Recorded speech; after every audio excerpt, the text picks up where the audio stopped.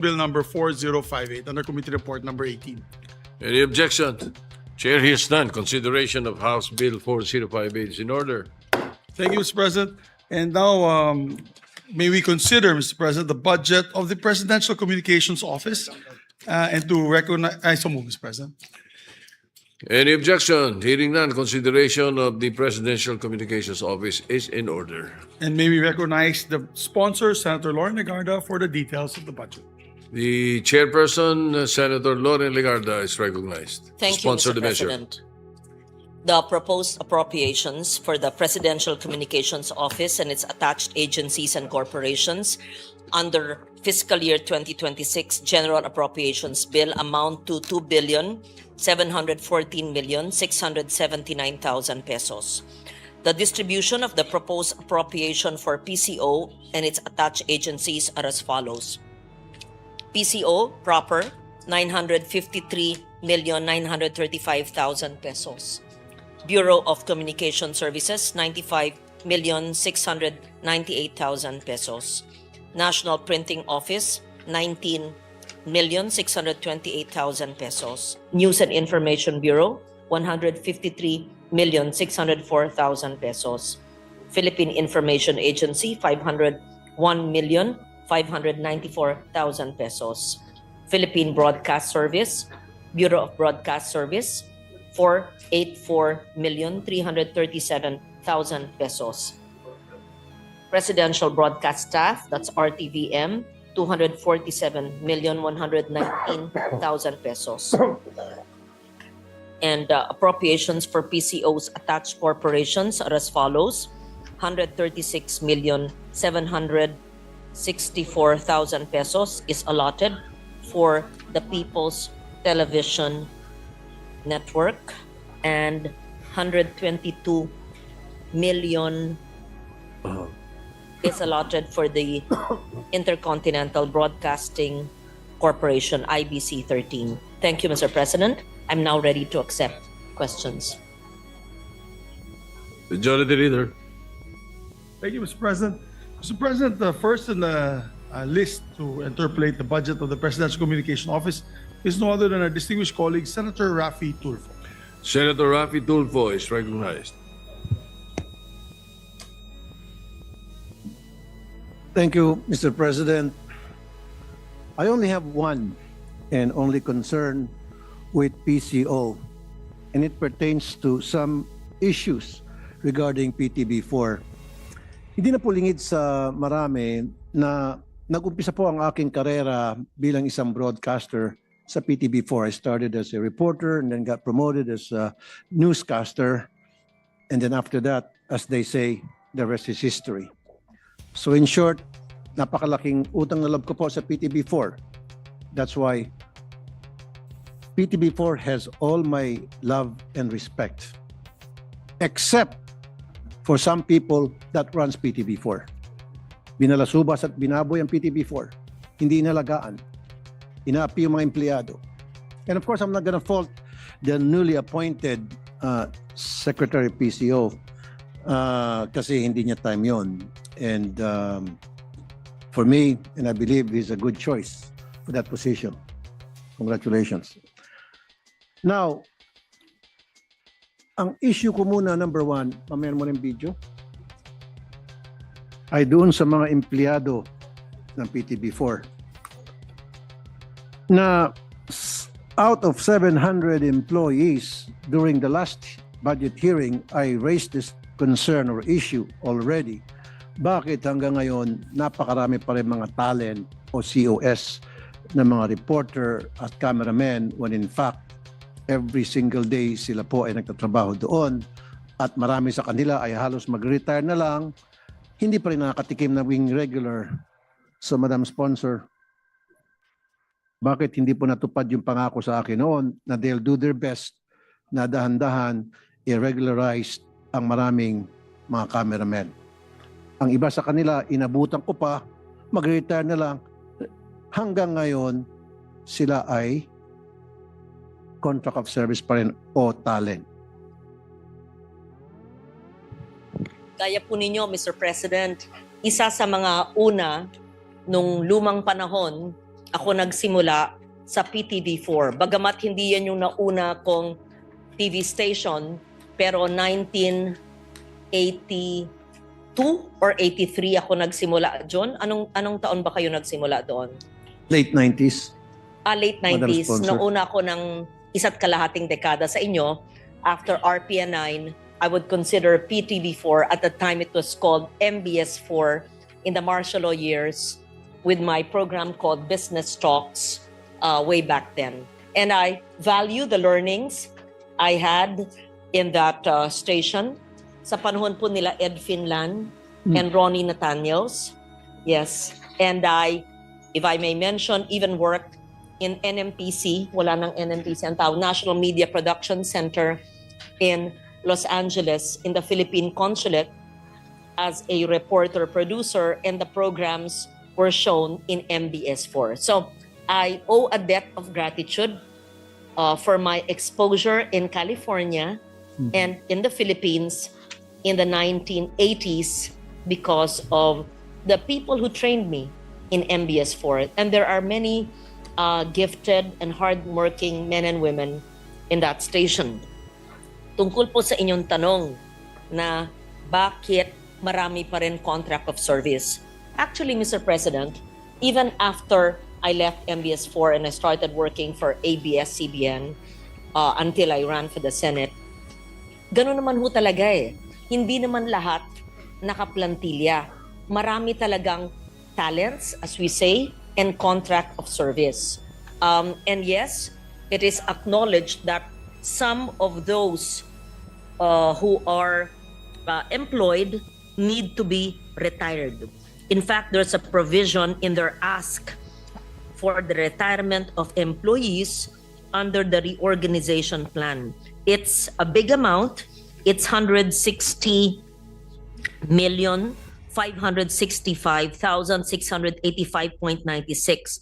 I admit this is not in the committee report. Are we sure it's not? Because what I placed in the committee report was the retirement of the IBC 13 employees. For some reason, this was not mentioned in the hearing. It was?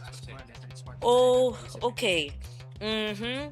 So we can propose an amendment for PTV4, same with IBC 13. But this doesn't fulfill the answers to your question, bakit hindi pa lahat ay nakaplantilla. First, we need the funds to provide the retirement.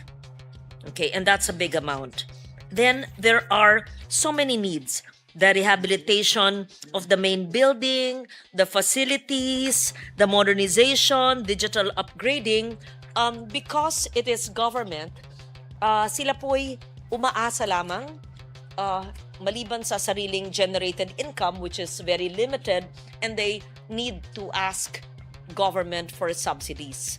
And but even the private corporations, I think you know that, not everybody's plantilla. In fact, sa makeup artists, sa mga talent, sa mga reporters, ang dami dyan, dekada na, pero talent pa rin sila. Alam po natin yun. Nanggaling po tayo doon. Hindi naman lahat at marami talaga sa industriya natin ay hindi plantilla officers and workers, kundi mga talent. Siguro, meron din mga trabaho sa ibang mga lugar. I'm not trying to justify it, but I would assume it's the limited resources and the nature of the industry. Pero, Madam Sponsor, Mr. President, merong 540 unfilled positions ngayon sa PTB4, if I'm not mistaken. Correct me if I'm wrong. So, ba't hindi pa natin pamigay yung 540 unfilled positions? Gawin nating regular plantilla, yung marami dyan na mga COS. Mr. President, tinanong ko po ang bagong head ng PTV4, sa kanyang kaalaman po ay walang 540 plantilla positions. Are you sure? And they are waiting for the reorganization because the GCG has approved the PTV reorganization awaiting the go signal from GCG, they had their budget yesterday, to proceed with the implementation, which is also the placement of employees for the approved plantilla positions. So in short, bakit po sila mag-a-approve ng mga plantilla positions ngayon, may nakabinbin o pending po sa GCG ng reorganization. So I think the way to do it, if I may, would be to retire those who need to be retired, to pay them legally, correctly, and then those who are there, you assess who has the capacity, capability to be deserving of plantilla Yes. positions. Thank you.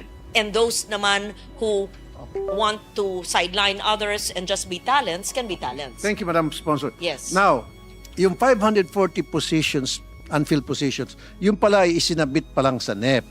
So, isusuportahan ko yun, kasama ka, na para mapagbigyan, na para itong 540 positions ay mabigyan ng budget. Nang sa gayon, marami sa mga COS pa rin na pagkatagal-tagal ng panahon, ng mga trabaho sa PTV4, especially yung mga cameramen, etc., ay maging regular na. I think tama. Yun yung gusto kong mangyari. Mr. President, Okay. kung ito po ay nasa NEP, tinatanong ko po magkano yung total yan sa NEP. Pero Mr. President, 540 unfilled positions yeah, ang but how much would isinumiti. that be? There must be a commensurate number because that would be different. Kasi ganito po. So dapat Kung- ipaglaban natin Opo, na check ma-approvehan nyo kung to. magkano yung total 540. Kasi kung i-approve po natin sa GAA, ito pong total amount ng 540 plantilla positions, kung hindi pa po na-approve ng GCG ang kanilang reorganization. So, mabobloat po sila. Nandyan po yung mga dapat iretiro, yung priority yata natin ay dapat bayaran muna yung re-retiro, tapos i-fill up na nila yung available plantilla para bayaran. So siguro sa kanilang NEP 2027, dun dapat iligay.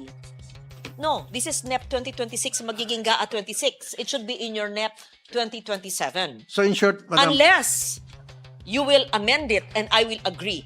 Then Kaya let's- magkano po ang inyong gustong dagdagin? then let's do it. Dagdagan. Then let's talk to DBM and let's talk So, magkano yun? to PTB4. Kasi nga, these people sa PTB4, sila yung nasa front line na para mag-disseminate na proper information coming from the government. You know, so, at marami sa kanila talaga ay mga hardworking because I've worked with these people sa PTB4 and I know how diligently they do their jobs. Pero dapat naman makompensate sila sa pamagitan ng making them regular. Nang sa gayon magkaroon silang benefits. Sa ngayon kasi, I'll give you an example. Kasi kung hindi natin i-regularize itong mga taga PTB4, marami sa kanila na pag may mga sakit yung mga anak, alam ng mga politiko, lalapit. Oh, balita ko, may sakit pala anak kong, balita ko, may problema kang ganito. And then there's that possibility na makikipag-transaksyon itong mga reporters sa mga politiko because they are not being paid enough. They don't have enough benefits to cover their needs. Whereas kung sila ay regular, then hindi na kailangan pa silang lapitan ng mga politiko para mag-offer ng kung ano-ano. In that case, kailangan talaga maging maayos yung compensation nila, mga benefits nila, nang sa gayon, tataas yung quality standard ng paninilbihan ng mga reporters and cameraman ng PTV4. Sang-ayon po ako sa inyo, sa mga benepisyo na dapat para sa ating mga government workers, especially in our government station. But just for your info po, ay yung subsidy ng ating GOCC na PTV4 ay buo. That's 136 million. Is this million? Million, right? Yeah. 764,000. It's a subsidy because it's a GOCC. And I'm sorry, I cannot find the 540 plantilla positions in this subsidy because it just indicates it's a subsidy for the 2026. But I agree with you that the plantilla positions must be made available, must be funded when the time comes when the GCG has approved its organization plan so that we can first retire those who need to be retired and pay them with a commensurate budget. Okay. Sige, Madam Sponsor, like I said earlier, pagtutulungan natin na para itong 540 unfilled positions na nilagay sa NEP, yung request ay maaprubahan, mabudgetan. Ang sa gayon, marami mga unfilled positions, yung mga COS na years and years na nag-work sa PTB4, especially itong mga cameramen, makatikim naman sila maging regular. Okay? Okay na tayo dyan. Tapos na tayo dyan. Now, pangalawa, ba't pating gaw-gaw nandito? Starch. Ito. Almilor? Almilor. Meron daw empleyado sa PTB4 na Almilor. Hindi lang na-mention pangalan. Ito si Almilor.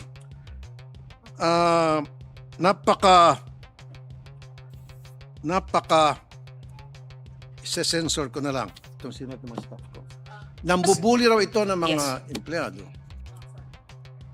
I just wanted the accurate figure. It's 498 plantilla positions with a budget of 300 million. 300 million. So if the good Let's work on it. gentleman would like to make it his amendment, the chair is there, then we can work on that. We would be Chair? happy. Because this representation, He's listening right the now. only fiscal space I can find would be for the retirement of IBC 13. In fact, ngayon, hinahabol yung PTV4 retirement 160 million. Pero may 300 million po kayo. Yung retirement sa IBC 13 kasi di ba nag-take over na yung private entity? Yes, so meron pang hindi nababayaran nga. Pero di na ba nasa contract dapat ang magbabayad na noon mga retirement na hindi nabayaran dati? Hindi, i-absorb tayo po, na ng gobyerno po. gobyerno Kasi pa rin? matagal Okay. na po yun na hindi nabayaran. Tapos Okay. meron 160 na hindi ko po nasama sa committee report. Pero kung meron 300 million, more or less, na 490 plantilla, if you'd like to fill it, I'll be more than happy to support you. Thank you very Pero much. you find the source of cut. I'll do just that. Maybe we'll have to talk to the finance chairman and who's texting and listening to us while texting at the same time. And I know he can hear us, Madam Sponsor, Mr. President. Isang flood control lang yan. Covered na yan. O, di ba? O, nag-thumbs up ata si chair, finance chair. Anyway, let's discuss that on that issue at hopefully siguro we can find a middle ground one way or the other mapatupad dito, Madam Sponsor. Okay, thank you. Now, Mr. President, meron pang empleyado na ang pang-apelyido ay Almilor sa PTB4, Madam Sponsor? You say the name again, please. Almilor. Melor. Ayan po. Dominic. Okay, yan sino. Okay. Okay. Meron. And who is this guy and what is his position? Kasi ang dami ng reklamo against him. Nakarating na pati sa RTIA, pati dito sa Senate. Saksakan daw ng pagka... ano ba magandang term dito? Okay. Kasi hindi maganda ito. Okay. Saksakan daw ng pagkabuli nito. Binubuli daw lahat ng mga empleyado sa konting kasalanan, nagagalit, naninigaw, etc. etc. At nangaharas, verbal abuse, etc. Anyway, mga female reporters, writers, producers, etc. Wala naman siguro magsusumbong kung walang ginagawa itong si Mr. Almilor.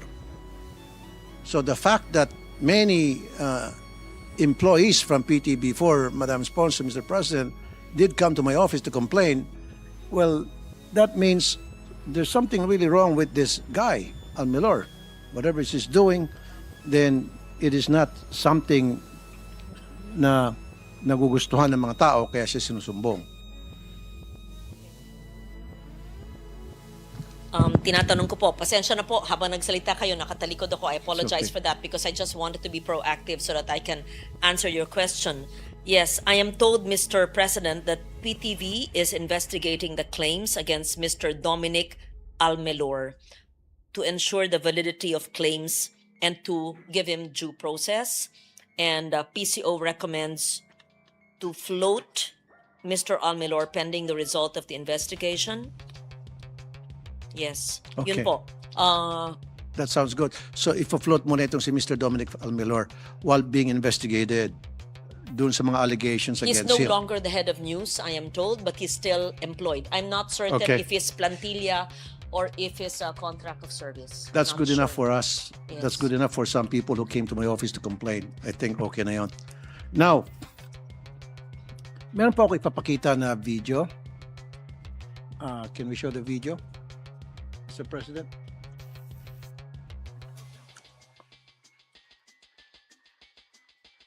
Yung before and after. Tingnan niyo po kung ma-recognize niyo po kayo mga taga-OPS. Yan po ay parking lot. Nung ako po ay reporter pa lang dyan, rookie reporter, ganun na po yung itsura ng parking lot. Walang pinagbago. Ganun po talaga. Buhol-buhol yung mga sasakyan. At ito po, ni-renovate pero hindi po ni-utilize. Ginawa pong parang bodega. Ayan oh. Ginastusan po yan ng milyones. Tapos ano itsura? Tinambakan lang po, ginawang bodega. Ayan po, nakita niyo po, yung mga silya nakatali sa cabinet. Bakit po nakatali? Kasi nga po, pag ikaw ay na-late, aagawin yung silya mo. Wala ka ng silya, upo ka ng sa sahig. Ayan po, tumutulo yung bubong pag umuulan. Yan, waterproofing, butas-butas. Ang daming daga, ang daming ipis. Yung ginagawa po ng mga GM at chairman ng PTV4 ng mga nakaraang administrasyon para hindi po ma-address yan. May leak po sa hallway. Ayan po yung kubeta, oh. Tinalian, nakatali, dahil kung hindi mahulog po yan. Ayan po yung tubig. Sasahod ka ng tubig dyan. Pag minas-malas ka, kalawang at baka magtitanong ka pa. And then, ayan po, yung kusina at ayan. Ayan, sa upuan po sila nagluluto. And the present? I'm not done yet, Madam Sponsor. So, show the pictures of the present. Yan, 2022, 2025, ayan.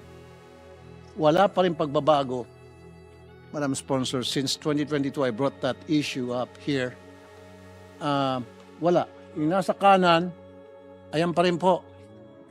Walang pagbabago despite the fact that they promised to me that they'll do something about it, but they did not. Ayan. Okay, yung CR na dating ganon, ngayon sinara na. Imbis na i-repair yung CR na dating nakatali, isinara. Ngayon, yung mga studio na ginawang bodega na nangako sila sa akin na improve nila, paggawa nila, sinara. Yun ang ginawa nilang remedyo na yung napansin kong mga sira-sirang mga gamit o bagay sa facilities ng PTV4. Mga facilities nila doon, ayan. Oh, yan ang mga bago. Pinagsasara lang. Ampaw. Ayan. Mga sasakyan, nakatenga, hindi nagagamit. OV ban, 4 na OV ban na hindi nagagamit at wala atang pang-rehistro. Okay. Mga aircon, tumutulo. Mga kisame, tumutulo. Ang daming daga, ang daga raw, sinlaki ng pusa. Ang ipis, sinlaki ng rabbit. Damn. Pero just look at that. 2025 yan, just look at that. Yeah. Why? Madam Sponsor, Mr. Mr. President. President, what can I say? It's clearly mismanaged. And for the past years, no capital outlay was given by government. But even if there's none, they should use, because they're a GOCC, their own income. But I would assume they don't have any income. In fact, they're in the red. So what to do? Hopefully, under the new management, they pinpoint all the needs for rehabilitation and they use the funds for that. So we provided the subsidy, and part of the subsidy should be for basic well-being and rehabilitation. So, PTV acknowledges the long-standing concerns regarding inadequate workplace conditions, deteriorating facilities, and employee welfare issues. These challenges have contributed to operational disruptions and have adversely affected day-to-day productivity and employee well-being. So I will no longer read into the record all the prepared answers here. What can I say? It's terrible. There's much to do. And I want commitment from the new management of PCO and PTV, which is, remember, a GOCC. Hindi pwedeng hingi ng hingi ng hingi. Tapos kasi ang turnover din ng head, bago ng bago. So, dapat maayos na checklist for rehabilitation to make it a humane place to work in. Yeah. May I ask, The way it looks, it should be closed down. yeah, may I ask, Wag naman, marami mawalan trabaho. Mr. President, may I just I mean, interject? lumipat sa really ibang quickly? studio, pero Is it's that not a place for human beings to live in, to work in. Okay lang, boss. Yes, Yes, the Sen. Raf, Majority Leader, go if ahead. I may just interject, we were just discussing with Senator Lacson. We were gonna ask kung meron kayong MOOE budget from government. So if there's an MOOE budget from government through the subsidy, magkano po siya? And where does it go? Because meron yan eh. There is an MOOE, maintenance and operating expenses. Baka wala nang maintenance yun. OOE na lang yun. Operating expense na lang yun.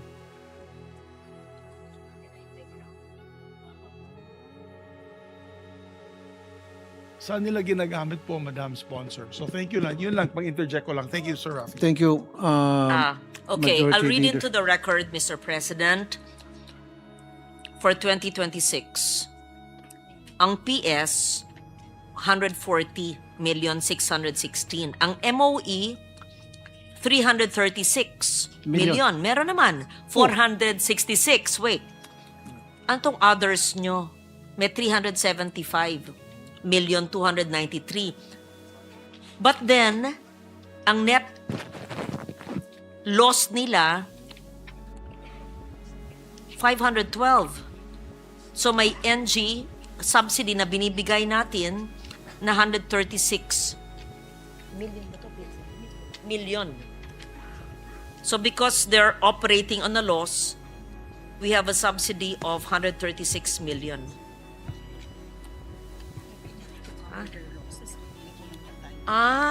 Even if we're giving a subsidy of 136 million, they have negative 375 million loss, right?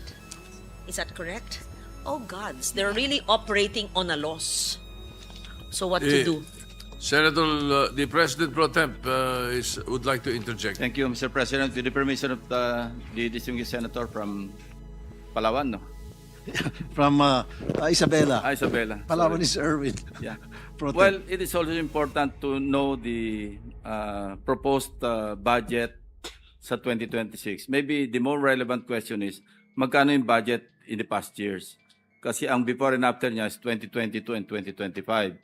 So maybe we should be more interested to find out magkano yung budget sa maintenance, no? Repair and maintenance in the years 2022, 2023, 2024, and 2025 for that matter.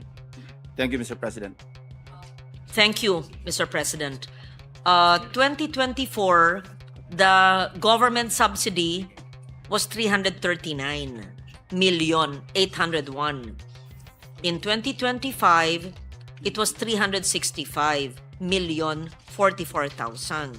In 2026, it's 136,764,000. Madam Sponsor, It's lower for 2026. so saan nagagamit nga yung MOOE? Kasi MOE stands for Maintenance and Yes. Other Operating Expenses. So doon dapat yun nagagastos sa Oo. pag-maintain Saan ginagamit? ng mga studio, ng mga bubong, ng mga aircon, ng mga Oo. kubeta, etc. Mukhang hindi ginagamit But sa hindi MOE. nagagamit. Baka nagagamit sa bulsa. Saan yung Kasi MOE. That should be covered by the MOE, Madam Sponsor. Magkano lang yan? Wala pa siguro, Madam Sponsor. Wala pa siguro 1,000,000 yan.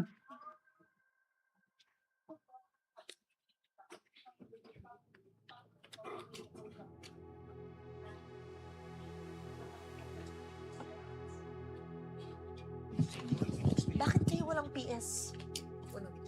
Anong di alam? Nakakaiyak kayo. Mr. President, because it's a GOCC, we can't subsidize the whole operation. So, government gives a subsidy. The subsidy is for MOE. But MOE is not used for fixing those roofs and bathrooms Why not? because it is used for personnel salaries who are not plantilla, who are job orders, contract of service that's allowed in MOE because for some reason they do not have PS provision. Wala daw sila. So that means kahit na Ginagamit yung MOE. kahit na mabulok na yung mga building ng PTB4, hindi pa rin gagalawin yung MOE kasi nakastipulate ba doon na yung MOE hindi pwedeng gamitin sa maintenance? So kahit na maging mabaho na yung building Hindi na PTB4, kahit Dahil- na magunaw na yung building na PTB4, Kasi limitado, they will pantao lang. not use a single centavo to fix and repair yung mga gamit dyan na dapat Ganito po. i-fix because wala sa MOE nila yun? Was Hindi it po. specified? Dahil limitado ang MOE. Ang MOE ay pwedeng pang-maintain operations, pwede rin po pang-contract of service. Yes, pang-maintain Dun po- operation. Then po, lahat na pupunta sa pagsweldo ng tao. I'm giving you the answer Oo. na, Madam President. It Yes. went to corruption. Marami ng... Pangsweldo raw ng tao. Even during my time, I was there, nagkaroon ng bulong-bulungan na malakas talaga talamak ang korupsyon sa PTB4. Okay? Even before, up to now. Kasi kung hindi na kukurap yung pera, okay, tuturuan ko na lang yung PTB4. Okay? Kung gugustuhin, maraming paraan. Kung ay, maraming dahilan. Number one, makinig yung mga taga-PTB4. Pwede naman kayo mag-hire, pwede naman kayo maghanap ng mga sponsor ng mga materyales. Ang kapalit, XD lang tawag noon. Ipapakita namin yung produkto nyo, i-advertise namin yung produkto nyo, kapalit yung mga tabla, mga aircon, etc. etc. And then makipagkontrata rin kayo sa mga karpentero, sa mga contractor. In return, i-advertise yung pangalan ng kumpanya nila. XD lang tawag noon. Common sense yun. Sentido common. So, ibig sabihin, for the longest time, itong mga nagpapatakbo ng PTB4, hindi ginagamit yung sentido common o ang ginagamit nila ay bulsa nila, Madam President. Mr. President, hiningi ko po sa kanila na gamitin ang ating national government subsidy na MOE para dito. Hindi raw pwede. Paano naman daw ang sweldo ng mga tao? So talaga ang MOE ay para lang sa mga kontrata. So Talagang wala po. So, Ngayon, kung magbibigay sila ng capital outlay expenditure proposal, baka siguro kailangan natin bigyan. Pero ginagamit nga sa kontrata lang sa talent fee ang buong NG subsidy. Tama? Pero I was promised the last hearing, Madam Sponsor, Mr. Yeah. President, na they will fix that. They'll do something about it. Now, even suggested, I think, the last time na kumuha kayo ng sponsor on an ex-deal mode na lahat ng mga nagtitinda ng mga plywood, aircon, bakal, kung ano-ano pa na materials kailangan para i-fix yung problema yan, i-ex-deal ninyo. Ang kapalit noon, sila ay i-advertise sa PTB4 and then bibigyan sila ng free na mga materials. And then, sinong gagawa? Then kumontak sila ng mga contractor na i-advertise yung pangalan ng kanilang kumpanya. In exchange, sila yung gagawa ng proyekto. Sila yung gagawa ng pag-fix. Ganun lang po yun, ex-deal. There's such thing as ex-deal. Oh, exactly. Correct. Oh, pati mukha mo, ex-deal. Opo, nung I'm just joking, okay, Madam President. para may kwento. Hindi, yung mga hindi po galing sa telebisyon, kamukha ni Majority Leader, tumatawa po, para alam nyo, circa 1986, ayan, makinig si Majority. Circa 1986. wala po pong pera ang bagong bukas na ABS-CBN. Okay. Galing lang po ako sa Amerika noong June of 86. Si Kapitan Henny Lopez asked me to come home to host the first magazine program in the news. June 86. Wala pong pondo pa noon. Nag-ex-deal po ako ng camera sa BSH Enterprises para po makashoot ako ng programa. Kaya napaka-smart niyo, Madam Tapos President. po, yung damit sa SM po. Correct. SM Makati. Ako po yung nagpunta ron. Jeannie Goldborn yata. Linapitan ko para po, meron akong damit. Sinusoli ko po pagkasuot ko po. Tapos siguro ang makeup, Mary Quant pa yata nun, para may sponsor po ako. Tas ginagamit ko ang sarili kong sasakyan, kaya ko naman magbayad ng gasolina. Pag meron po kaming kakainan, chowking noon, linapitan namin para kasama cameraman at yung aking driver, makiki-ex-deal po kami. Tas lalagay po namin sa CBB, closing billboard. Exactly. May card dyan po doon, yung Yes. mga nagpakain po sa Mini-mention. amin. At ito po, hindi lagay sa bulsa. Pinapaalam ko po sa management, sa head ng news at ng GM, Freddy Garcia na sila Rolly Cruz. Lahat po ng galaw namin nung ex-deal dahil wala po kaming pondo.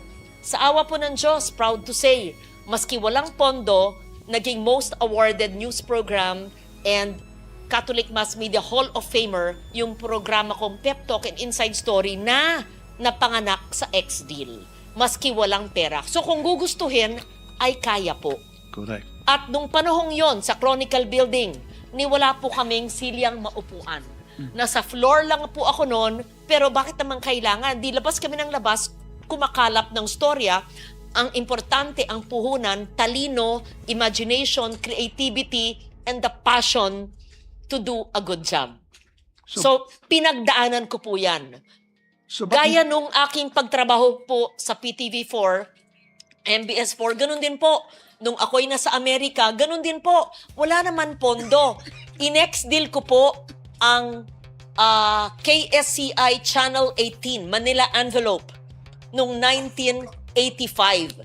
Nauna po ako kaysa sa TFC. Wala pong Filipino station noon. It was an Asian network and it was the first Filipino program that was also aired in MBS4 martial law days. Pinapauwi ko pa yung pneumatic tape sa mga Pilipino sa LAX para po iuwi sa MBS4 sa nanay po ni Kat De Castro, si Arlene, na aking associate producer. I was the executive producer of the program. So ako po ay sanay sa ex-deal dahil makakaproduce po ng programa na wala pong pondo. Kaya walang dahilan na kailangan po ganyan ang itsura. So wag magdadahilan ang PTV4, bagamat nakakaawa ang inyong itsura, mas nakakaawa po kami nung nagsimula. Magsimula sa wala, pero nakaka-produce ng magandang programa. We will help them. We will help them.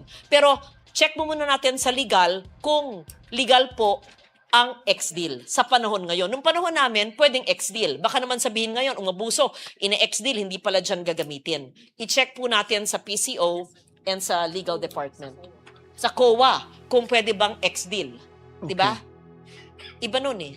Iba nung panahong yon. Your ex-deal before was with a private company. Private, yes. Oh, okay yun. Iba ito. Gobyerno to eh. Oh, no. It was government. This No, was... ABS. ABS was never government. but also Oh. with, as I said, before ABS, I was with MBS4, which is PTV4 now. And we were allowed X deals as long as there was a contract and we would put it in the CBB, closing billboard credits, naka-card dyan, yung damit ko, yung makeup ko, yung sapatos ko, yung Yes. lipstick, ganun. Oo. And you were not a government employee. No, I Oh, was pwede. I was contract of service. I was at That's why pwede. talent fee. Oo. Talent fee. Pwede Yes. yun. Nowadays, yun. I doubt it. You That's better why. check with COA. That's why we have to check. Yes. So there's a note here for PTV. It may be good to clarify with COA to the extent that it can deal with the private sector in doing X deals so that PTV may maximize and make the most of this mode. But this should also be clarified because it's a GOCC. although it was government since before, but I was private sector, yung pinapaglaban po nyo ng mga contract of service, nag-retire po ako, I left. I was a job order, contract of service. Thank you, Madam Sponsor. So, Yes. yeah, tama lang yon na i-check muna sa COA kung pwede ba yun yung ganong arrangement, yung ex-deal, kapalit ng mga materials, serbisyo, ipopose sa CBB o gawa ng commercial yung kumpanya na ka-ex-deal. So maybe they have to check that with COA. Pag sinabi ng COA bawal, Yes. sorry na lang. But if you would introduce an amendment for capital outlay, I would be happy to accept. Then I will do that, Madam Sponsor. Yes. Okay. Pero babantayan natin, baka mapunta lang kung saan-saan yun. So Ah. definitely, Yes. it will be under strict scrutiny from me and from you and from Yes. everybody else in our colleagues natin. Itemize, yes. Should be itemized. Yeah. Okay. So, for the meantime, pabayaan lang natin na maguho yung mga building dyan, yung mga ceiling, mga bubong, mga silya, magkasira-sira, tumagas yung mga tubig kasi hindi pala pwedeng gamitin yung MOOE para sa pag-repair ng mga sira-sira. So, next year, baka lumaglag na yung ceiling na yan kasi 2 years ago, pag dahan-dahan ng pawala na. Ngayon, 2025, nalaglag na talaga. Baka 2026, babagsak na yan. Again, hindi natin pwede galawin yung MOE kasi wala sa polisiya. Nagalawin ng MOE para pang-repair dyan. There are senators, lawmakers, people in government who graduated from PTV4. I owe them a debt of gratitude. And myself as well. Yes, and Senator Erwin. Perhaps we could visit and see what room you'd like to sponsor, even if it's the lavatory, the CR, or a studio. If it's doable and affordable, we can sponsor it, but we pay as a personal gift or donation if COA would allow. Of course. Isn't that good? If there are 3 studios, if it's affordable, Sounds fine to me. the 𝗓𝗡ulfo Studio, the 𝗓𝗡ulfo Studio, the 𝗓𝗓𝒐𝒻𝒂𝒃 Studio. Pero personal donation. Of course. Di ba ho? Pwede rin yun, di ba? Tama. Para mabilis. Pag ako dyan. Pero kung gusto rin po nyo maglagay ng capital outlay, pero hindi natin alam kung magkano, wala naman, ba't hindi nyo kasi linigay sa inyong ask? Wala po silang request sa capital outlay naman eh. Insertion, sinasabi ng PCO, bawal yung salitang yun. Oo, yeah. Oo, yeah.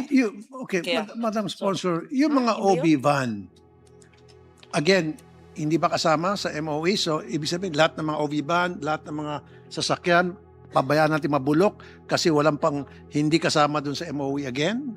Capital outlay po yun. Actually, So, yung maintenance ng OB van, that should come from the capital no, outlay? maintenance is from MOE. Exactly. So, But meron po the 4 new na OB OB van na the nabubulok na lang, maintenance. hindi po ginagamit. Sayang.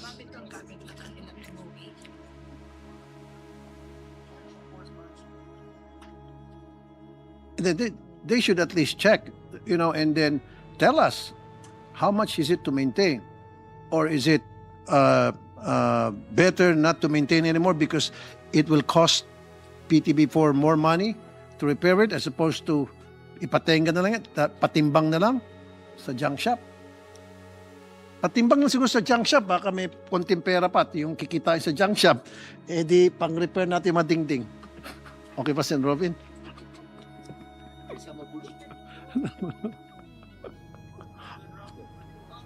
Mr. President, Okay. na tier 2 ito. Auction na lang. Tier 2. Sabi ni Madjo, ipa-auction na natin yung mga OV ban na yan at yung kikitain dyan sa OV ban, of course, and then pang-repair natin doon sa mga butas-butas na dingding, pambili tayong mag-hire ng pest control para pamatay doon sa mga daga at ipis. Madam President, Madam Sponsor. Mr. President, meron pala silang request, hindi po nasa tier 1, nasa tier 2, 158,472,000. The rehabilitation of the main building and other facilities. Give us the details of this.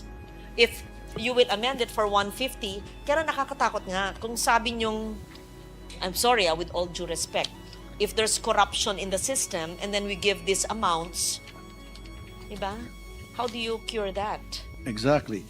We cannot naman oversee the procurement because we're not supposed to do that. They're a GOCC. So we just have to hold them accountable for whatever increase in budget or amendments we'll put, because we cannot in conscience leave it like that. Usually So- mga GM at saka yung mga chairman, So Madam if you President, want ang may to problema. amend the budget for 150 million for rehabilitation, because how do you just let it be? Hindi po binigay ng DBM wala sa tier 1 Mr. President, baka hindi naman po kailangan, Mr. President, with your permission of the two lady sponsor and gentlemen. Baka pwede naman mas maliit, like 30 million, pang-repair lang naman ng mga studios. Kasi 158, ang yung 3-story, 2-story classroom building is about 30 million 40 million yung 3-story classroom building. So, yung 158, you can build the building with that So, if you want to repair yung area, baka mas mababa, 30-40 million, okay na po siguro Or yun. maybe 20 million, I think it's more than enough. Of course. For If it's a the ceiling repairs. repair, no, not the whole building. Everything in government is inflated and overpriced. And I'll bring this up later in the ICT. Again, not the fault of the DICT now. Even the subscription of the Starlink technology in personal, I pay 20,000. In DICT, not the present one, the one previous to, I forget the name, 54,000. So yung 20,000 sa personal, yung subscription na monthly with the same enterprise unit, 58,000 pag gobyerno. There's something with government, palaging minamahalan. Kaya takot nga ako na ibibigay natin tong 158 million, baka overpriced. If we give a part of it, at least the CRs and the basic can be improved, then we can have, if COA allows, some donations or sponsorships of people who'd like to help came from there. Then we can start with that and see first how you're able to use the funds. And we will have eagle eyes to watch in its utilization. Would you like to amend even part of this? Maybe 1/3, 50 million. If it's the body here who would like to amend it and the chair is listening, kasi how can we in conscience pass a budget and look at the bathroom and the Look at the vehicles. yeah, yes, of course. Madam Sponsor. I don't know kung meron pa ba sila talagang balak na ayusin yung mga problema dyan sa PTV4 or just let it go until sa mabulok at magmukhang kaawa-awa yung estado ng PTV4. Anyway, sabi ko, I agree with you. Make some...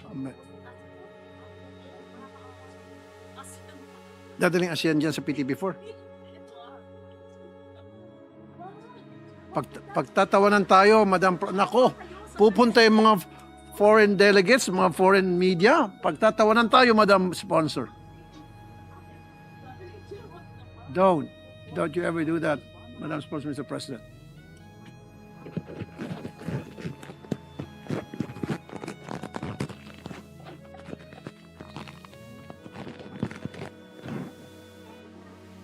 Gagawa ng tour, Madam Sponsor, ang foreign media dyan sa PTV4 and then yan yung makikita nila. Sus, Mariosep.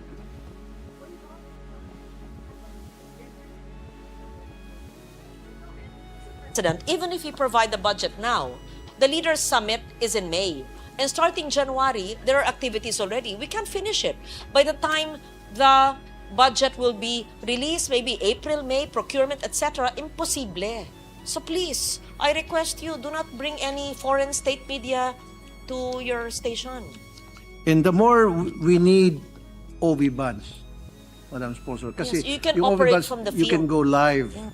So ilang OV bands meron ngayon ng PTV4?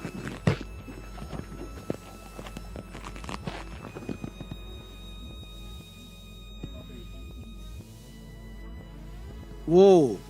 2 at half lang noon ay operating. So ibig sabihin isa Or lang. 2. Jesus. You know, Mr. President, I join you in your frustration. It's PTV4 and almost all government agencies. Talagang mahina ang gobyerno sa maintenance. talagang ino-overprice halos lahat na nakikita ko. I share your frustration. Attorney Dablon has been working on the budget for 40 years. And whenever we work on the budget, we're so sad and frustrated. Lahat overpriced, o kaya may systems loss, o kaya sira at hindi ginagamit ng ayos ang MOE kasi mahina talaga sa maintenance. Okay. I'm sorry, I cannot answer your question. I'm as frustrated as you are. Okay, so last question lang tungkol dito. So anong plano po? Decision about giving them the capital outlay, Mr. President. So they're waiting for us to give them the capital outlay plus donations from the senators who once upon a time worked in PT before. Is that what you're saying, Madam? Yes, Sponsor? Mr. President. Because meron po silang 158 million, but as I said, Ako willing ako mag-donate, and I'm sure my brother Erwin Yes. would do the same thing. Still, iniila ko na agad si Erwin kahit hindi pa nag-oo. Hindi naman kuripat yun si Erwin. But come on, let's be serious. We have to do something dito sa estado ng PT before ngayon. Kaawa-awa. Tapos magdadala pa tayo ng foreign delegates o foreign correspondents o foreign media. Papasya natin sa PT before. Grabe. Sana napunta yung utak natin, Madam Sponsor, Mr. President. Kaya, ayusin muna natin, siguro. Or is it possible na, is that the building, is it owned by the government or PT before is renting? It's government owned? Mr. President, it's government. So why not patayo ng bagong building? Would that be possible? And then habang nagpapatayo ng bagong building, maghanap muna ng ibang lugar na pwede marentahan.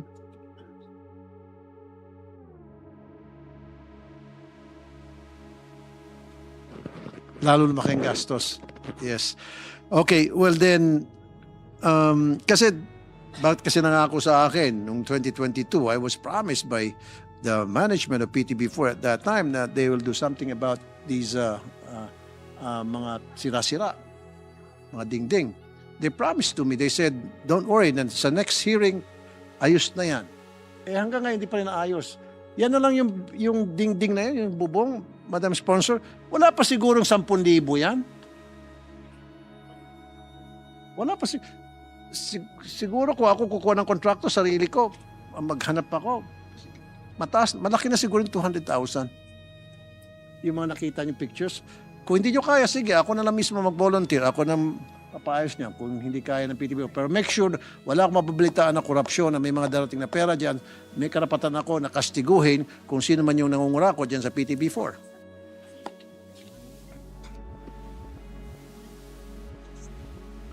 Example, Madam President. Let's go sa PCSO. Bakit nawala ang PCSO? Alam kong reason kung bakit nawala ang PCSO. Ba't napunta sa IBC 13? Magandang revenue yon. How much is it generating nung nasa PT before ang PCSO? Yung loto. It was generating a lot of money for PT before. Kasi doon binobola yung PCSO, yung loto. Pero yan po ay napunta sa IBC 13. Meron akong alam kung bakit, pero gusto ko manggaling sa PT before. Because of corruption. Pero gusto ko manggaling sa inyo. Mr. President, according to the PCO, it was subject to bidding, and so IBC 13 won the bidding for this. I don't think so. That's what they said. You know what they did? It says here, okay, PTV did not submit its bid offer during the bidding process It was intentional that they did not as it submit. cannot comply with the terms of reference released. The equipment and facilities needed are branded, which the network cannot provide. Okay, Madam Sponsor, let me explain to you and Yeah. to the PCO Secretary and everybody from PTV Force listening to us right now. And this is the reason why. Digital 8. Is it DG8 or Digital 8? How much, in the first place muna, magkano kinikita ng PTB4 nung nandun pa sa PTB4 ang pagbola ng loto? How much was it a month? Malaking pera yun eh. I think it's 50 million, if I'm not mistaken. 50 million a month. And it was doing okay. For so many years, smooth sailing yung pambobola ng loto sa PCSO, sa PTB4. And it only takes 5 minutes at the most. And never nagkaroon ng problema, never na na-chismis na, nagkaroon ng problema, nasira yung equipment ng PTB4, nag-bug down yung camera, never. Okay? Pero despite that, inilipat. Now, I'll tell you, Madam Sponsor, Mr. President, yung DG8 ay pag-aari ng isang dating mataas na opisyal ng PTB4.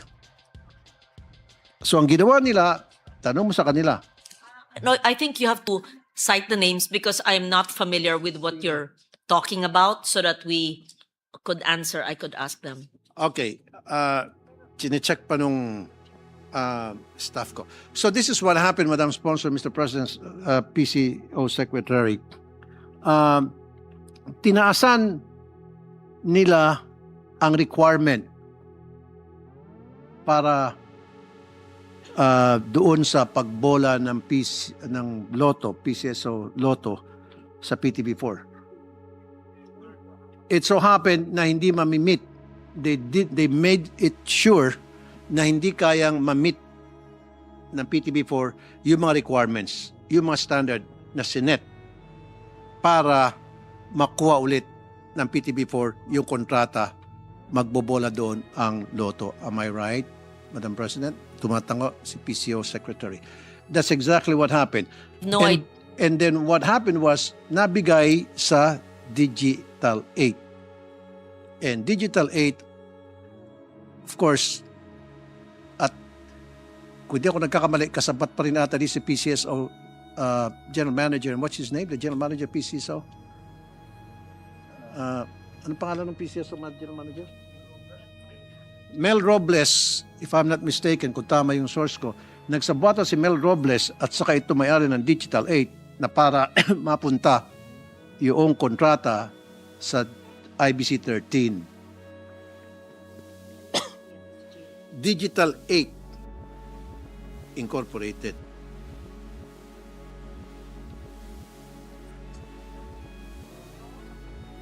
So that has to be I am not investigated. familiar with that, Mr. President. Kailangan imbestigahan po yun. Kasi sayang po yung 50 million, Madam Sponsor. Sayang yung perang nawala. Yung 50 million na sana yon, pwede nang pang-repair doon sa mga giba-gibang mga bubong, kubeta.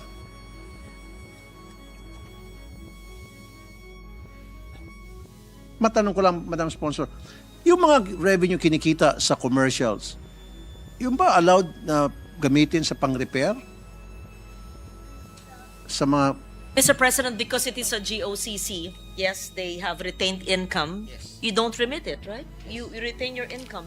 But the income is still not sufficient. May net loss. pa I rin know, sila. kailangan bayaran po yung mga empleyado. In fact, ako ay pro-labor at for the longest time, from the get-go, talagang gusto ko ayusin ang mga problema ng mga empleyado. Pero ayusin din naman siguro yung problema doon sa pinagtatrabahoan ng mga empleyado. Make it more, you said kanina, humane and decent, na magiging maganda yung magiging working environment nila. As opposed to ito, kanina, parang binomba ng World War II.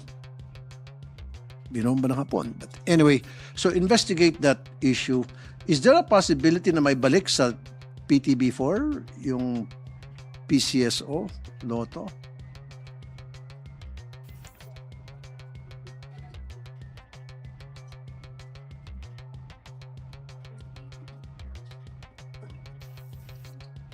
End of the year, so that's next month. There's bidding, right? Kasi wala naman nandun yung official na PTB4, because they the say- Digital 8 Incorporated, allegedly owned by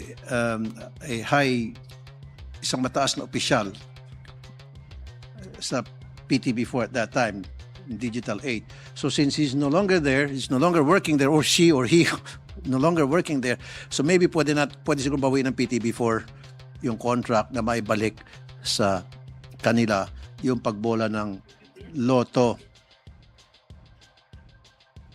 Hindi naman kasi nagkaroon ng problema doon yung pagbobola ng loto, never na nagsira yung camera, nag-brown out. Wala talaga from the start. Gumawa na ng racket, remedyo, yung isa o dalawang opisyal sa PTB4 para makuha yung kontrata ng kanilang kumpanya at may transfer sa IBC 13 at pakikipagsabuatan di umano ni Mr. Mel Robles. I'm sorry, I'm not familiar. Si Mel With- Robles ang tinaguriang No, Mr. Magician. No, I ng know Lotto. PCOSO GM, no? Or Chair Robles. Mel. I'm not familiar with the incidences or the instances or the issues that Your Honor is telling us now. Malu, you should be familiar with this, and I am told that they will bid by December. December, Just a few weeks okay. from now. And let's see where that Then, takes them. bantayan po natin. Sayang naman yung 50 million. Pang-repair pa sana yun ng mga sira-sirang mga...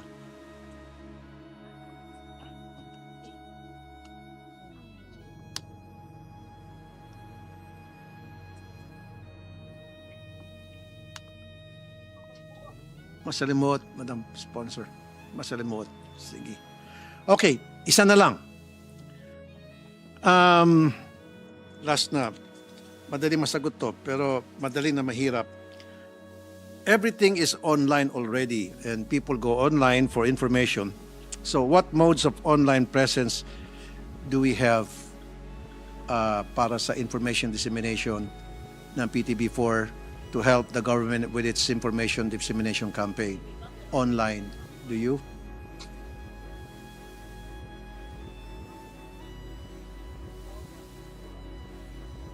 Kasi last time nagkakarong spelling pa, kuminsan mali-mali pa. Nung panahon na previous administration pa yon, hindi itong present.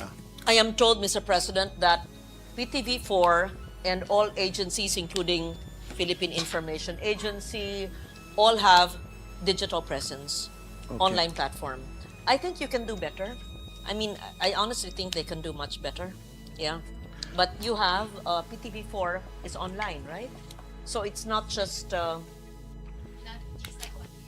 yeah, not just on air, but you have online presence. Yeah. We can watch your shows on Facebook. Oh, meron kayong following na 2.39 million sa YouTube, which is good. That's good enough. 2.39 million sa YouTube and 6 million sa PTV4. I mean sa Facebook, which is good. Now, ito na yung follow-up question dyan. Ito may mga lumabas na mga haka-haka. In fact, nasulat pa to sa isang column and then may mga tumawag talaga sa akin personally and talk to me over the phone about ito wala pa si bagong secretary. May nawalang 50 million ninakaw. Meron ba kayong balitang ganon? Madam Spos? 50 million ninakaw sa vault ng PTB4 na dapat paglaan yun supposedly para information dissemination. No, ito bago-bago lang. Of course, before Secretary Gomez has been appointed. 50 million nawawala. Pero may mga chismis para sa vlogger daw, pero chismis lang yon. Yung sa akin naman, gusto ko lang malaman kung meron talagang nawalang 50 million sa vault ng PTB4 na may nagnakaw kasi paalis na sila, pinitik. Or PTV. Sa PTB yata. Sa PCO na pala. Nakita ko yun in PCO, some blind sorry. item or something. Yun last na lang. PCO had Well, Gomez before does his not time. know. No, he doesn't know And are anything you about that. familiar with it? Pero nababalitaan niyo po yung ganon. Siyempre, I taga-roon read kayo, it somewhere. nababalitaan niyo yun. Yes. Okay. So may katotohanan po? Wala. Kasi you've heard about that. We asked and no police report. So you did investigate. They And- did investigate. There is no police report. Why? Ba't hindi nag-file ng police report? May nakawa nangyari. And that's 50 million pesos we're talking about. That's Walang- not small change.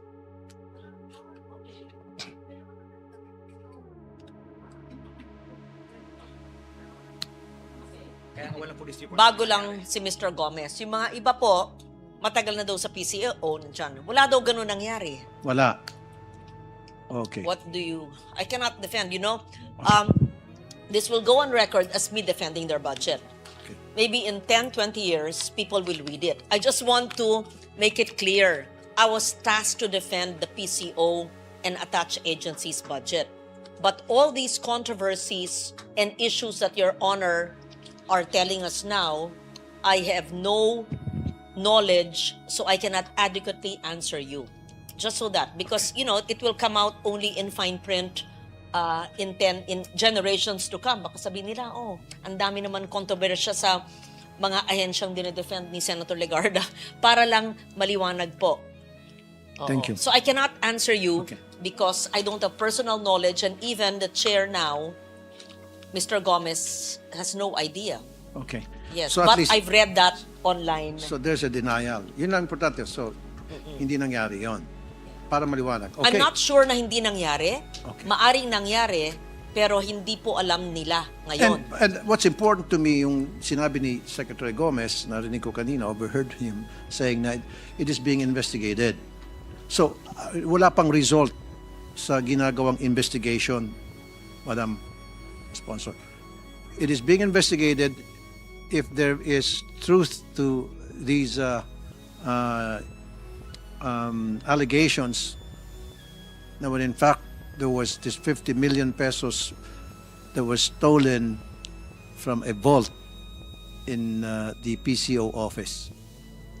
At least it's being investigated. So can you give us the result of the investigation once the result comes out? Okay, that's all. All of them say they're not familiar with it. They just saw it online. That's all I can tell you, Mr. President. I also read it online. Okay. And Well, in if my you- case, it wasn't online. Some people really called me up. Yes, and I think told me it about must be investigated, because here we are looking for funds for PCO, for PTV, and there are funds, 50 million, which could have rehabilitated the building or paid the retirees. Precisely. Yes, Definitely. assuming Absolutely that's PCO funds and not Yes. personal funds. But why would anyone have 50 million personal funds there? Right. right. Sa loob ng isang ball. Yes. Yeah. Okay, anyway, that's all. In closing, gusto ko pong sabihin na full support po ako sa budget ng PTB4 especially kasi like I said earlier, and you did say that as well, na nandiyan po ako nang galing, diyan po nag-umpisa yung career ko sa broadcasting at hanggang sa ako po natanggap sa iba't ibang dyaryo, TV stations, radio stations because of my experience sa PTB4. So malaking bagay talaga ang PTB4 sa akin. I would say malaking utang na loob ko sa PTB4 dahil mahal na mahal ko. Because of that, mahal ko ang PTB4. Nanggaling tayo ron eh. So it hurts me na makita yung kung saan ako nanggaling na yun ang nag-boost ng karir ko, mukhang kaawa-awa na ngayon. At wala pa rin pagbabago. Sana magkaroon pagbabago. Of course, I'm going to help like you suggested. Tutulong ako in my own way na gamit ko yung personal funds ko para matulungan ng PTB4. Okay. May I just That's all. summarize the amendments that Your Honor wanted to include? May I just summarize? Go ahead, may I, Madam no, Sponsor. may I, just to make sure that you were batting for the retirement, which is 160 million, Okay. right? Do you agree with that? I agree with that. And Madam second, Sponsor. the plantilla positions you were asking about, which is 300 million, Correct, Madam is Sponsor? not in the budget, but the GCG has not approved the reorganization. So may we prioritize the payment of the retirement, and I advise them to put into the NEP the new high-risk for plantilla, but it's not a NEP because it's a GOCC, but to include it in your corporate budget or your NG subsidy for 2027. And then third, for us to check with COA if they will allow X deals like we used to do 30 years ago, 20 years ago. Okay. And would you amend part of the 158 million for rehabilitation? Would Yes. you move for at least 1/3 maybe, or even 20 million for the ceilings and bathrooms, etc.? Yes, of course. What is Madam your move? Sponsor. What is the amount that Your Honor would like?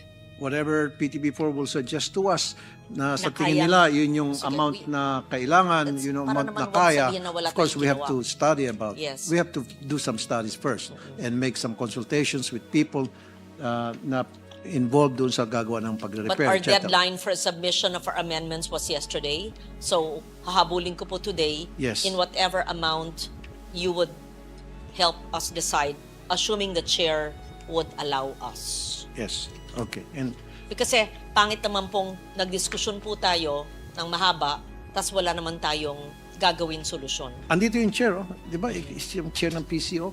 No? Si Senator Robin Padilla. mayroon? Chair of Finance, Senator Sherwin. Finance, of course, Yes. and then PCO. Okay. Baka pandapat ni Sen Robin din. Sige.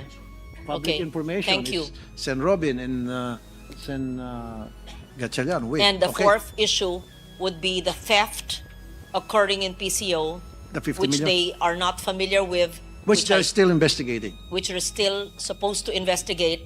Yes. Okay, that's all. Thank you, Thank you Madam very Sponsor. much Thank you, Mr. for President. Thank you. for the issues that you raised, Thank Mr. you. President. Thank you. Thank you, Mr. President. Majority Leader. Mr. President, before I recognize the next interpolator, I just want to recognize guests, my guests from Bukidnon. We have Congressman Joman Alba with us, the first district of Bukidnon, together with Mayors Renato Solatan of Talacag, Mayor Gary Casino of Malitbog, Mayor Aurelio Lopez of Libuna, and Mayor Nice Villo of Sumilao. They're here with us, listening You. into our budget. We deliberation. welcome the distinguished guests to the Senate. Thank you.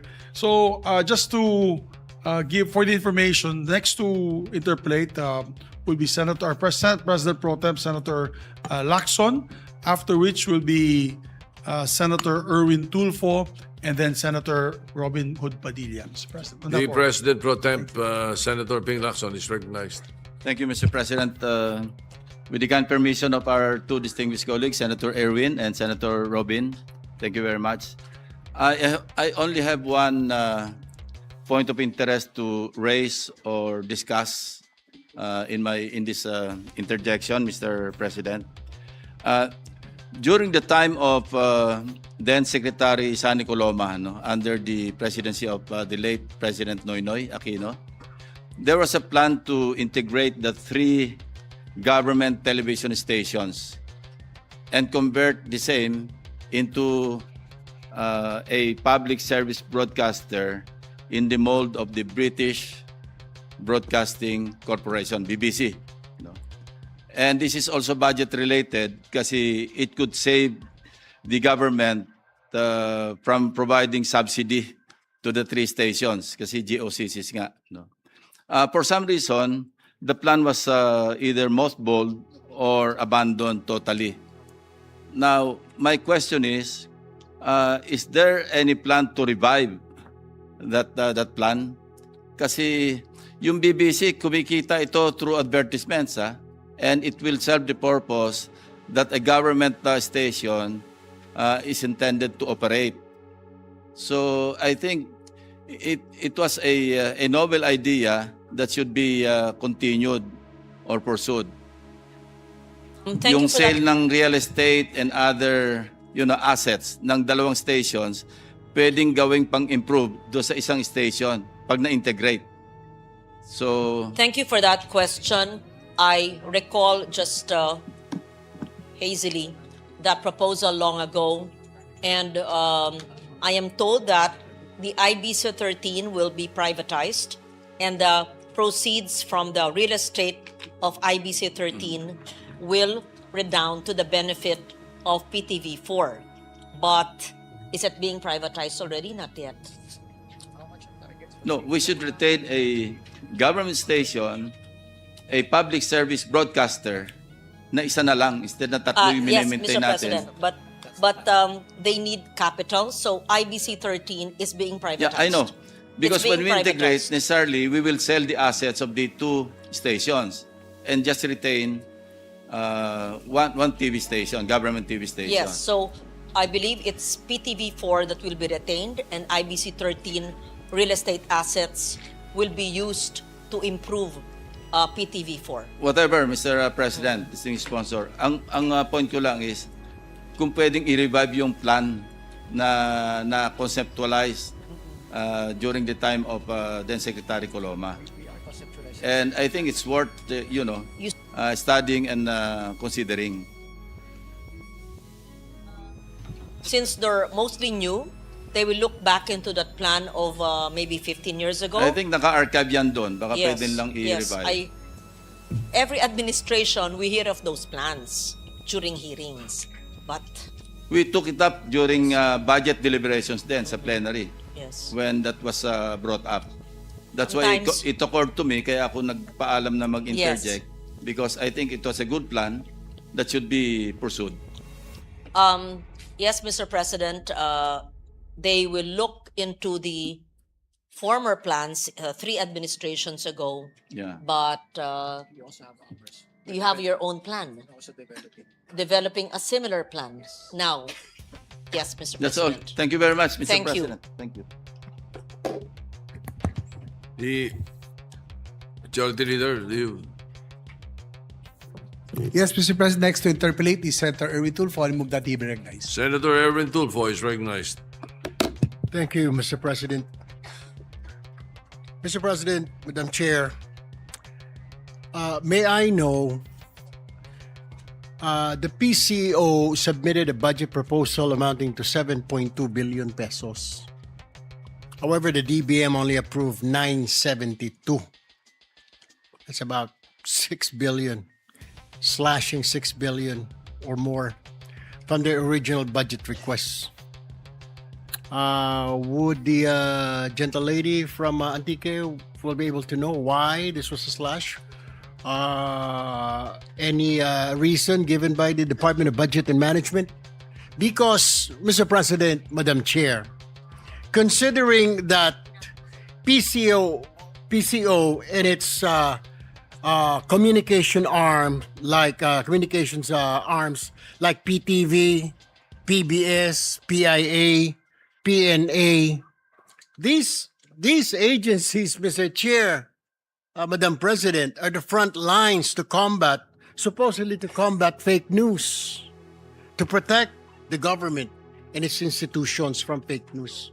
But with limited budget, Mr. President, Madam Chair, how do we expect that our government communications office be able to combat fake news these days with a limited budget of 972? Pati yung pang MOOE nila, ginagamit sa pasweldo. Hindi nga mapaayos yung kanilang mga offices, Mr. President, Madam Chair. Question, Mr. President. I am told that the bulk of the budget, 5.5 billion, that was deleted from Tier 1 of the PCO budget was not totally deleted. It was transferred to the Office of the President because this is for the ASEAN for next year. And part of it, 1B, and 900 plus 5.5, 6.5, and the remaining would be MOE activities like media literacy campaign Capital outlay for additional equipment. and capital outlay for some equipment. That was not approved. But the bulk, Mr. President, was for ASEAN, which was granted but transferred to the Office of the President. All right. Thank you for that answer, Mr. President. For fiscal year 2026, there are 117 unfilled positions. It says here what are the reasons, pero I know the reason. And can the gentle lady confirm, ang problema po dito sa mga promotions, letter regularization, is the GCG not acting on the requests of the board, the officials of the PCO.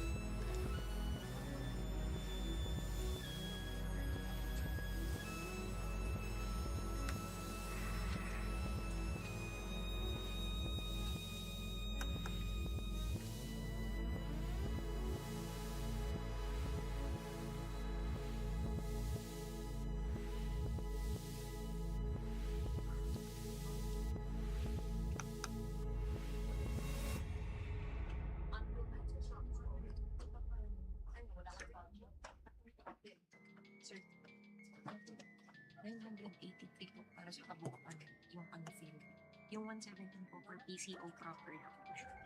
900. 983. I stand corrected, Mr. President. 983. Yung 117 ay sa PCO main office lang po yun.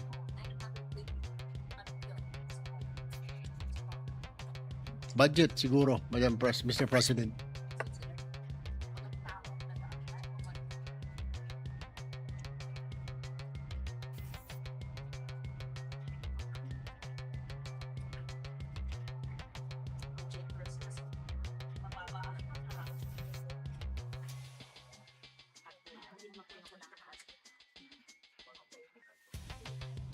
I am told, Mr. President, that for the unfilled positions, some of it are admin. And they don't need the admin, they need technical people. And that they need writers, etc. And they're just no takers because the salaries may be low. The salary grade is low for the admin positions.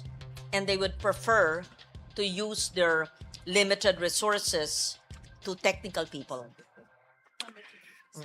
Thank you, Mr. President. Ang isa pa hong katanungan ko, bakit hindi po naaaprubahan ang capital outlay when PCO requests for budget, kagaya po niya mga dilapidated building ng PTV? Hindi lang po yung PTV, pati yung building na nasa harap that houses PBS, Philippine Broadcast Service, yung elevator, akyat ka sa fourth floor. Diyos ko po, hihimatayin ka bago ka makarating doon. Nandoon din ang office po ng PIA, PNA. Wala po ba? Hindi po ba humihingi? Or bakit hindi na pagbibigyan ang ikang request po ng PCO for this? I mean, after all, Mr. President, I mean, it is a government communication para pong pag ikumpara mo doon sa government station po, yung BBC, British Broadcasting, Australian Broadcasting, Diyos ko po, magmumukhang ika nga yung facilities natin parang kawawang-kawawa, parang lungga po ng mga daga. Why is this? Po kayo, I agree with you. Sa lahat ng interpellations nyo mula DNR hanggang dito, talagang nakakaawa. Ito po ang dahilan. Totoo po. Hindi pinagbibigyan ang request. Nagre-request naman po sila. Kasi palit ang sekretary eh. Relievo ng relievo, walang makatagal. Bakit pa kayo ganun? Mr. President, alam ko may tatagal. Yung katabi nyo. Oo. Hindi po makatagal. Palit ang secretary. It requires, syempre, pag-iisipan, may plano, i-vet, signature bago, yan, mafa-fire, matatanggal, may issue, palit na naman. Kaya, ganun po. Walang nagtagal. Pang-5 na siya. Sa 3 taon. Paano naman maaayos yung departamento? Okay. O, ang PTV, pang-ilan na po kayo? Si Malu. Pang-5 na rin, 3 taon. May problema talaga ang mga ahensyang to. Hindi ko sasabihin naman yung mga tao may problema. Nakaawa talaga eh. May problema yung ahensya na pinanggalingan natin. Anyway, thank you, Mr. President. I have last 2 questions, Mr. President. Tanong ko po, bakit hanggang ngayon hindi pa rin po nakakapag-develop ang PTV ng mga entertainment or at least mga ikang educational like documentaries po na mga program, Mr. President, Madam Chair?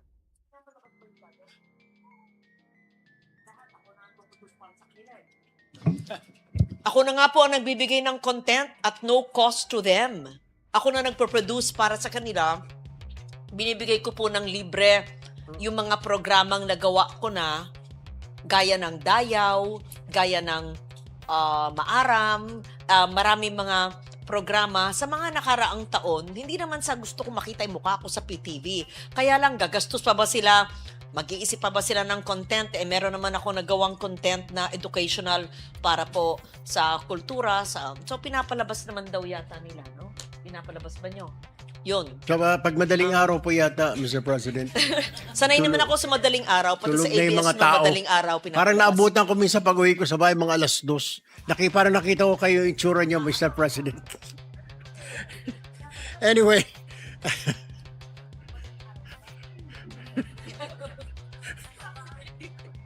Biro lang, Mr. President. Mr. President, Bakit? Nung nag-reporter kita minsan, executive producer ako, madaling araw ba yung ginawa mong hindi, report Madam sa President, Mr. President, Madam Chair. Mataas po yung rating ng programa ng ating Madam Chair. But anyway, moving on, Mr. President, may tatanong lang po ako. Doon lalo na po yung mga matatagal na po sa PTV. Ano po ang nangyari? I don't know if you can answer this. Former President Pinoy gave 3 billion na pondo noong 2015 sa PTV through your request, Madam Chair, si SLL. Inaprubahan ni Pinoy 2015 for PTV po 3 billion.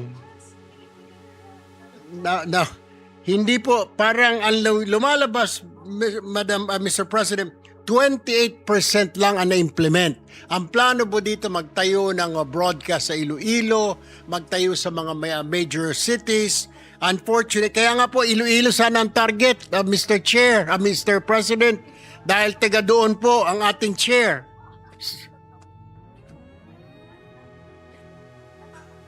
pinaalala nyo, that was, I'm sure, a committee amendment, insertion, 3 billion. Asa napunta yon? Pero sabi nyo, Naong implement po, Mr. Chair, 28%. 28%. And come to think of it, talagang sa inyo po galing ito dahil dapat ang purpose noon magtayo ng broadcast facility sa Iloilo or Antique. Now, posible naman Antique Iloilo. magtatayo ng PTV4. Iloilo. Maybe to beef up the regional offices. not only that, We check. Mr. President, 2023, meron pong nagbigay din ang Congress ng 300 million sa NEP for transmitter and repairs. Whatever happened to that? Tapos 2016 po, 17, nag-donate po ang Japanese government ng broadcast equipment worth 200 million pesos. Hindi po makita. Hinahanap po ng COA, wala po sa PTV. Whatever happened to this? Thank you for all that information. I'm asking them to give a report. Yeah. So first, the 3 billion in 2015, we will see. You said only 28% was implemented.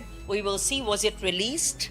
So that's still 1/3. That's still 1 billion. Where did the 1 billion go? If it's equipment, transmitters, whatever. Actually, Mr. President, I'll give you an update of the 3 billion. 100 million na lang po natitira, hawak-hawak po ng DBM. Ayaw po i-release ng DBM because of the fact na wala pong explanation. And then 2023, 300 million for transmitter and repair. Ilan lang po yung nagamit. So, may mga disallowance po. However, Mr. President, surprisingly, COA is not obligating PTV or dahil GOCC raw po ito. Like to explain. And then yung nawawala din po, 200 million na broadcast equipment galing sa Japan worth 200 million in 2016 nawawala din po. Was this a donation? Yes.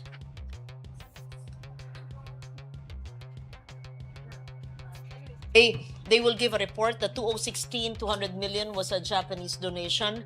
It went to a transmitter. Where is a transmitter? In Marawi? In Marawi? Are you sure? Just make sure you have the report. I will wait Not for operational. Sayang naman.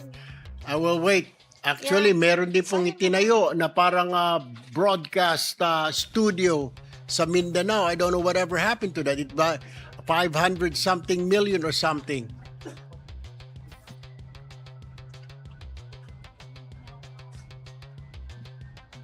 Hindi nga po actually. Sa Mindanao Media Hub in Davao. Actually nga po, hinihingi na yun, Mr. President, ng DSWD para imbaka ng mga bigas sana at mga dilata dahil hindi na po nagagamit.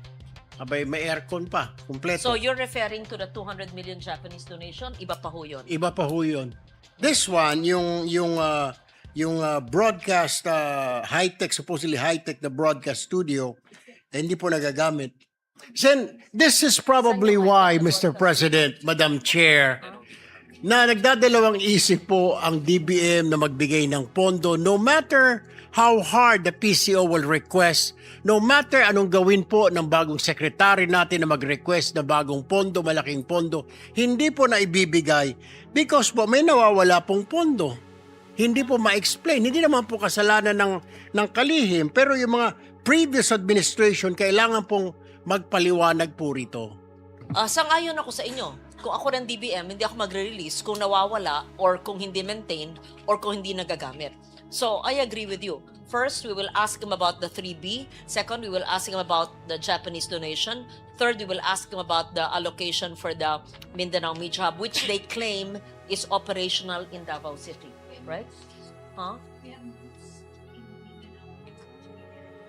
It's okay, Mr. President. If it's operational, then hindi po nasayang yung pondo ng taong bayan kung gumagana po yun. Okay din ho yun, basta gumagana. Di ba, kasamang Senador Robin, lalo na doon sa baluarte mo na nagtayo na istasyon para sa PTV, katutuwa ng mga kababayan natin doon. But anyway, Mr. President, yun lang po yung aking punto. Before I end up, I would like to say, Mr. President, I express my support for the proposed budget of the Presidential Communications Office for fiscal year 2026 under the leadership of Chief or Secretary Dave Gomez. The PCO, Madam Chair, Mr. President, serves as the government's lead communications arm and stands at the front line of ensuring that the administration's policies, programs, and priorities are communicated clearly, accurately, and consistently. At a time when misinformation spreads quickly and public trust depends timely and reliable information, the role of the PCO becomes even more crucial. For this reason, Mr. President, Madam Chair, I express my full support for the PCO's budget for fiscal year 2026. Thank you, Mr. President. Thank you, Madam Chair. Thank you, Mr. Secretary. Majority Leader. Thank you so much, Mr. President. We request that Senator Tulfo will furnish the committee with the findings so the PCO can respond accordingly in writing. I will repeat, this is the 3B of 2015 Aquino time, the Japanese donation, the Marawi supposedly transmitter, which they don't even know about, and the Mindanao Media Hub, which they say is being utilized. And I promised the new PCO chair that, chair bang tawag sa'yo? Secretary, that I will help him being a producer for 30 years and knowing the problems of media and broadcast. We will sit down and I will help their attached agencies also, 8 of them, right? And everything is problematic. Hopefully not all. Yes. Yes. But if you would share your findings so they can validate it. Yes. So I appreciate your inputs. I appreciate the patience of everyone. And I'm also trying to exercise utmost patience in dealing with agencies that may have some good people, but there's systemic disorder, to put it very diplomatically. Yes. It's not Majority easy Leader. to defend their budget. Yes, Mr. President. Next to interpolate is Senator Robin Padilla. Senator Robin Padilla is recognized. Maraming salamat po, Ginoong Pangulo, at sa ating pinunong mayorya. A'udhu billahi minasyaitanirrajim. Bismillahirrahmanirrahim. Alhamdulillah Rabbil Alamin. Okay po ba sa ating ginagalang na senadora, ating pong sponsor, na makapagtanong po tayo ng mga ilang bagay? Masaya po ako na sumagot sa mga katanungan sa ating gentleman from Mindanao na sigurado po ako ay gusto rin tumulong para po sa ating mga ahensya ng gobyerno. Maraming salamat po. Bilang ako po ang tagapangulo ng public information, ako po ay katuwang ng presidential communication. Tayo pong dalawa ay magkapartner dahil sinasaad po ng saligang batas na walang mga pinakamakapangyarihan kung hindi ang makapagbigay ng tamang impormasyon sa taong bayan. Yan po ay nasa konstitusyon. At ako po ay nandirito sa harapan po ninyo upang makatulong po ninyo. Hindi po ako para banatan o silipin o anuman ang patungkol sa Presidential Commission. Kaya ako po ay nakasuporta sa inyong budget. Ako po ay isa sa mga tagapagtanggol po ninyo kapag may kinalaman po sa pulisiya. Ako po ay kailanman ay hindi na personal. Lahat po ng issue ko ay politikal. Hindi po ako kabilang sa mga bumabanat ng walang masasabi po nating mga naninira. Hindi po ako yon. Una ko pong gustong sabihin ay patungkol po dito. Meron pong mga bagay na gusto ko pong linawin galing po sa PICO dahil dapat po sa inyo ang unang-unang pinanggagalingan ng tamang balita. At ako naman po, kapag tama yung balita, ako po mismo ang nagpapalawak nito sa pamamagitan po ng social media ko at sa aking mga kasama. Ito pong mga nakaraang linggo, meron pong mga lumalabas katulad po noong nangyari doon po sa ating dalawang kalihim. Meron po tayong dalawang kalihim na nag-anunsyo. Ang sinabi po ng PICO na nagbitiw ang dalawang opisyal neto at tinanggap ng Pangulo. Ngunit, dininay po ito ng ating Executive Secretary nung sinabi niya na hindi naman daw siya nag-resign. Sinabi po sa kanya na meron daw tumawag sa kanya at siya ay sinabing bumaba na. Ito po yung mga ganitong mga ganap ang hindi po nakakatulong para sa atin. Sapagkat nako-confuse po ang tao. Opo. Bilang kayo po ang pamantayan at kayo po ang pinanggagalingan ng mga impormasyon, ano po ang pwedeng gawin ng PICO upang maiwasan po yung mga ganitong klaseng maling pahayag? Opo. I agree with you, Mr. President. Messaging is so important. Disinformation, misinformation, inaccuracy, lost in translation confuses the people. Even if you have good intentions, if you said it wrong, or if you intentionally meant to confuse, then that is wrong. And so, there must be clear source of messaging. Isa lang ang gagawa ng mensahe. Hindi pwedeng iba, hindi naman pwedeng nagsasalita, may balita na hindi na-vet, na hindi na-verify, na hindi nako-confirm. Hindi pwede yung akala, hindi pwede yung hindi alam, hindi pwede hindi nag-uusap. Now, per the specific instance that you're mentioning, why was there a miscommunication? I would just surmise, I'm not even asking the agency, that probably there was no clear coordination. Bakit ba?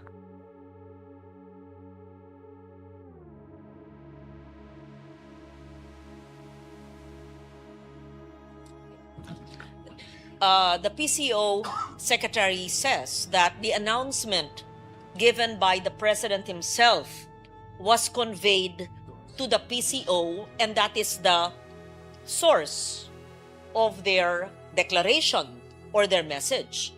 So in this case, you followed the process, which is the president himself through the diretso sa inyo gave that statement.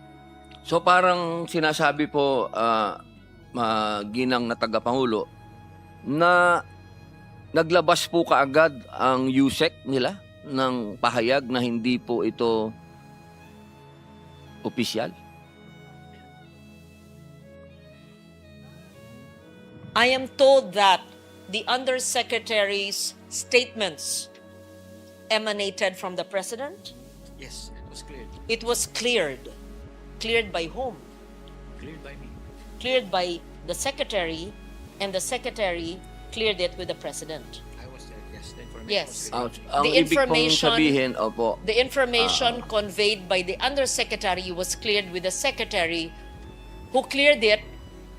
so yun po ang With the tamang President. impormasyon, hindi po yung kumakalat sa media. Kasi may kumalat po sa media na ang sinasabi ng ating dating Executive Secretary na hindi po yun ang naganap.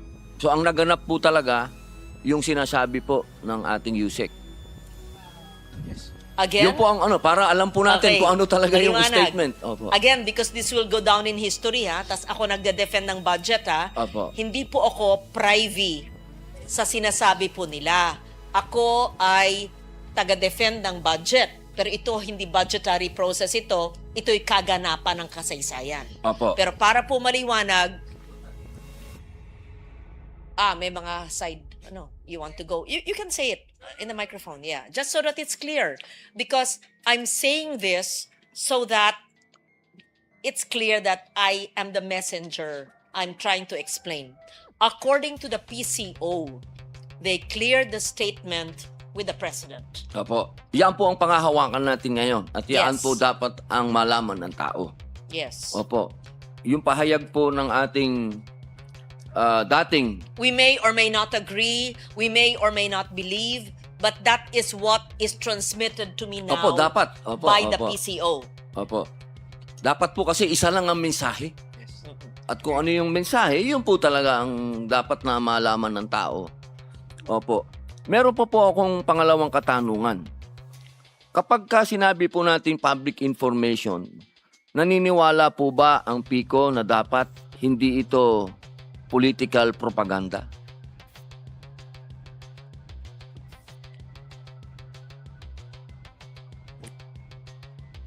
Ang public information po dapat hindi political propaganda. Dapat po ay katotohanan, di ba po?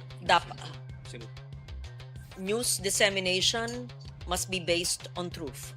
Opo, kahit Yes. walang pinoproteksyonan na kahit na sino. Mali o tama, dapat The public truth. information The truth. malaman Yes. ng katotohanan. Yes, sir. Opo. Meron po tayong katanungan na nakakagulo rin po. Kanina tinanong na po ito ni Senator Raffy. Katunayan, paglakad po niya doon, sinundan ko siya sa lounge. Sinabi ko sa kanya, "Boss, ba't hindi mo pa tinuloy? Tinanong mo na eh." Yung patungkol po sa mga troll, ito po kasi ay kalat na kalat. Alam naman po natin na ang troll ay pinanggagalingan ng bullying. At alam naman po siguro ng ating ahensya na pati po sa pribadong buhay at personal na buhay, marami na pong napapahamak sa bullying. Meron na pong mga batang nagpapakamatay, meron na pong nasisira ang mga buhay, kagagawan po ito ng mga troll. Ang atin po bang ahensya, PICO, ay naniniwala na dapat may troll ang gobyerno? Hindi ko kailangan sagutin, itanong sa kanila. Dapat wala. Ayon sa kanila po, ay wala. Pero actually, talaga bang wala? Sa mga resources na binibigay sa inyo, malay naman namin na wala. Kasi yan ang kalakaran. I mean, I'm speaking for myself. I mean, Opo. of course, the official statement. Again, I'm defending their budget. And I'm only saying this based on what is transmitted to me.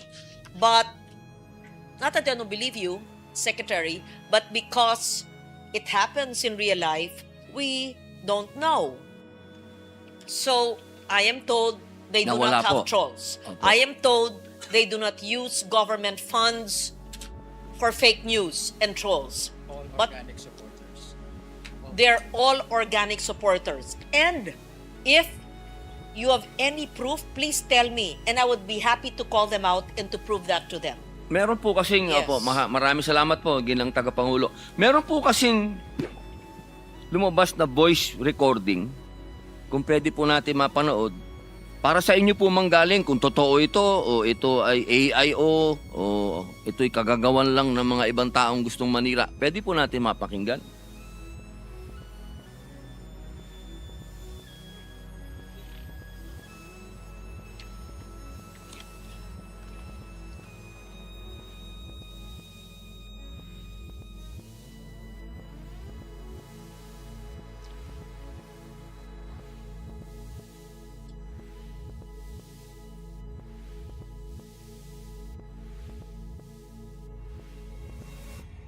Habang wala pa po, ako po ay merong final na bill kasi. Ang tawag po natin dito ay Anti-Troll Farm Act. Kung pagbabasihan po natin yung sinabi ng ating mahal na senadora na ang gobyerno ay hindi dapat kinukonsinti ang troll farm, maaari po ba nating malaman kung Ayan na po. Humingi ka na naman ng dagdag. Puro palpak naman yung mga vlogger mo. Pasensya na, madam. Ginagawa naman po namin lahat yung mga script na pino-forward sa amin eh. Sinunod naman po namin. Puro nga kayo palpak eh. Puro kayo hingi ng budget, wala naman nangyayari. Ilan ba hawak mo na class A? Wala po akong hawak na class A. Puro class D lang po. 20 na troll. Sino yan? Yung grupo po ni Madarahog, kasama sila Rosalinda at taga-Bukid. Yan ba yung matandang mukhang gorilla na puro live ang pinagagawa? Yes po, madam. Sila din po yung humingi ng dagdag sa budget nila weekly. Talagang kamusta. Hindi na kami magdadagdag. Puro naman walang kwentang ginagawa ng mga yan. At puro kayo kabobohan sa totoo lang. Puro kayo palpak. Ang sakit naman magsalita, madam. Masakit ba? O masakit na ang bulsa? Sa totoo lang, nag-aabono na nga ako sa wala akong pera. Dahil sa kahingin nito si Madarahog. Wala akong pakialam at problema mo yan. Napakabobo ng mga kinuha mo. Ay, nagsasawa na rin po ako, madam. Ganito na lang. I resign. Starting today. And remind lang po kita, record din to pag Include the troll farms. Kasi yung troll farms, parte na yan ng fake news eh. So, paano ko lang matasabi, binanggit ni Senate President,